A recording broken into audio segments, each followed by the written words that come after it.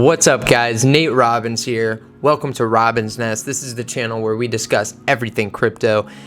Today, I'm going to be answering the question, what is crypto? And I know that this is a super high level question to ask, but this is going to be a good foundational starting point for those of you who are just breaking into the crypto space and need that foundation. You need a place to start. You don't quite understand the technology. You don't quite understand the idea of it. And that really sums up how I'm going to answer this, because I really do believe there's two pieces to that answer. There is the technological piece, and what is crypto from a philosophical point. Both are very important in the idea of crypto as a whole. So that's what we're going to be talking about today.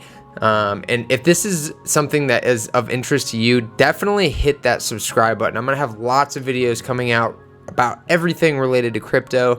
Hit that notification bell. That way when I do post the next video, you guys get the notification and are up to date on what's going on in the crypto space. So I want to start by answering the technological standpoint piece. So I'm going to go ahead and jump over to my computer, because I have an article that I want to go through with you guys that's going to help us along in answering that question.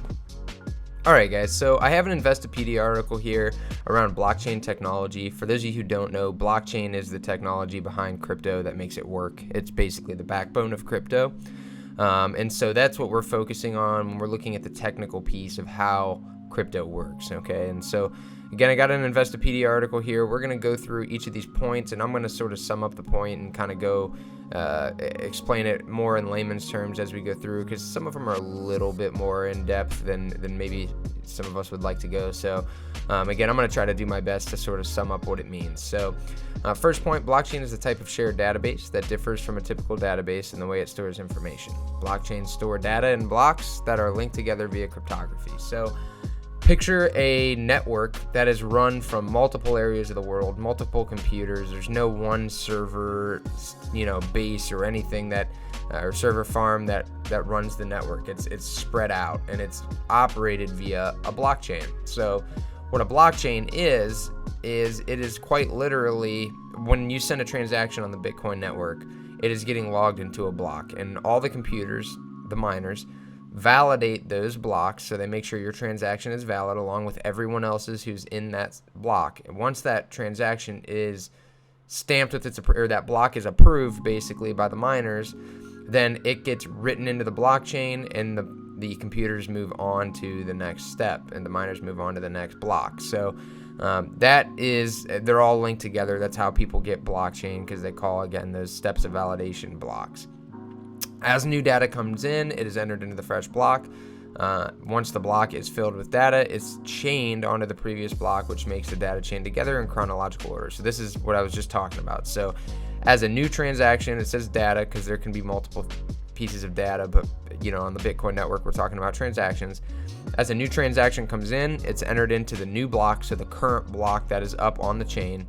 Once that block is filled with the data, all the miners, again, are validating these transactions. Once that block becomes full, they move on to the next, and now that block is permanently put into the blockchain in chronological order. So as you go through the blocks, they're in chronological order. Different types of information can be stored on the blockchain, but most common use so far has been as a ledger for transactions. So this is a big point here, guys, because this kind of squashes the whole people use Bitcoin because it's anonymous, and crime organizations use it because nobody knows who they are. And to a degree, that's semi-true, right? Because your wallet address doesn't necessarily have your name behind it. But if you know somebody's wallet address, every single transaction that is done on the Bitcoin network is logged in a ledger.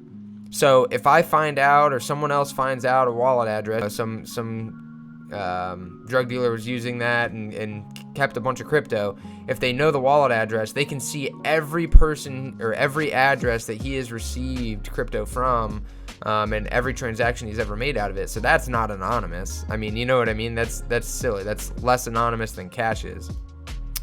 So anyways, that's a big piece right there. In Bitcoin's case, blockchain is used in a decentralized way so that no single person or group has control. Rather, all users collectively retain control. And this is focusing mainly on the miner piece, right? Because the only person between me and you when we're sending a transaction is the Bitcoin miner, and the miners are decentralized. You have to have control of 51% of the network in order to hack the Bitcoin network, which is virtually impossible. That's a ton of computing power. It's way too expensive, and so that it's really unobtainable. And so what I mean by that is that 51% of the miners on the Bitcoin network that are active have to stamp their approval on a transaction for it to go through. That's the decentralization piece. Decentralized blockchains are immutable, which means that the data entered is irreversible.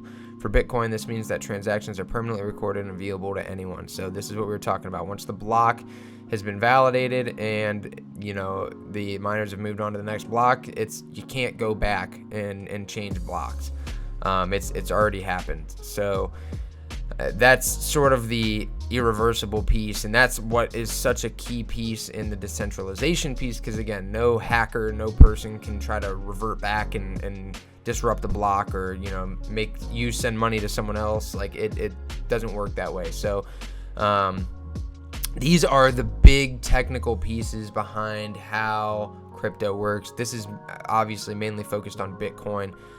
There's more to things like Ethereum and things like that, but generally this technological piece is the most basic foundation to crypto and how it works. All right, so what is crypto from a philosophical standpoint? What's the idea here? Well, depending on who you ask, you're going to get a million different answers, but I think all of us can agree from a macro standpoint that crypto represents self-sovereignty. What I mean by that is a decentralized way for us all to be in control of our lives and our decisions. And one aspect of that most people have been focusing on and that has been popular in the crypto space is the currency aspect, a self-sovereign currency. So what does that mean really? Well, this is a currency that is out of any one central point of control. That means that we're truly in control of our money. And this is a big deal for a lot of the world. Most of us forget the fact who live in, the United States or in Europe or strong financial markets. We forget that not all of the world has a strong, stable home currency. In the United States, we have the dollar. In Europe, they've got the euro. There's a lot of strong, British pound. These are strong currencies that stay relatively stable.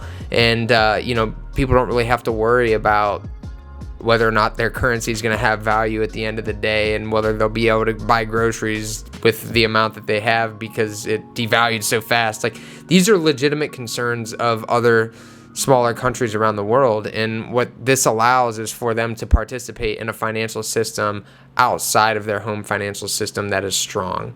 And again, this is a big deal for those countries. And even more than that, what it means is it lays the groundwork for a global global currency, which is a big deal. There's no intermediary, there's no bank in between, there's no government in between. We can all transact with each other without an intermediary. Around the world, we can do that now.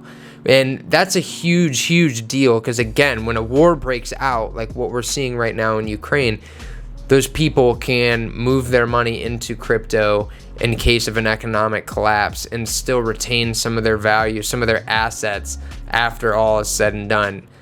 That is something that we have never had before. And that is a huge, huge deal. And anywhere you have internet, you can participate in the crypto financial system. And so that, again, from a 10,000 foot view, is sort of what crypto is, what it means from a philosophy standpoint. And it's growing on that currency, just being a currency. When you look at things like Ethereum, I mean, you're talking about an entire decentralized network now. It's not just a currency, it's an entire network. And then there's projects that are built on that are expanding even further. And it's really just crazy. So again, from a philosophy standpoint, it truly represents self-sovereignty, and this is a huge deal. And again, there's a million takes you can have on it, but that's what I think is the biggest sort of 10,000 foot view on it. All right, guys, so that pretty much wraps up this video here. I really hope this helped you guys out developing a good knowledge base for crypto, a place to start. Really, that's what this video is meant to be. If it did help you out, again, please hit that subscribe button, like the video here, catch the next one. And I really want to hear, your guys' thoughts and ideas too. What does crypto mean to you? Drop those in the comment section. So anyways, guys, with that being said, I will see you all next time.